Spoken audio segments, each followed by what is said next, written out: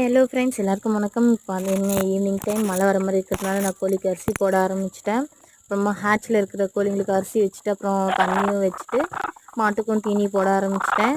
So தீனி போட்டு ஒரு கொஞ்சம் நேரம் ஊறணும். ஸோ அந்த கேப்பில் அந்த ஊறுற கேப்பில் பசங்களோடு விளையாடிட்டு இருந்தேன். பசங்களும் விளையாட ஆரம்பிச்சிட்டாங்க. சரி, அதுக்கப்புறமா மாட்டுக்கு தீனி காட்டுறதுக்கு மாடு பிடிச்சிட்டு வரதுக்கு போயிட்டேன். மாடு குடிக்க ஆரம்பிச்சிருச்சு. சரி, அது குடிச்சு முடிய வரைக்கும் அங்கே தாங்க இருக்கணும். ஏன்னா சம்டைம்ஸ் அது கீழே சாய்ச்சிடுது. ஸோ அதனால் அது குடிச்சு முடிக்க வரைக்கும் அங்கே தான் இருந்தேன். அப்புறமா தீனி குடிச்சாயிடுச்சு. சரி, குடிச்சதும் மாட்டை பிடிச்சி கட்டிட்டு சரி மழை வரத்துக்குள்ளே தட்டை எடுத்துகிட்டு வந்துடலான்னு சொல்லிட்டு தட்டை இருக்க போக ஆரம்பித்தேன் நான். சரி, போகிறதுக்குள்ளே பசங்களாம் சீத்தாப்பழம் சாப்பிட ஆரம்பித்தாங்க.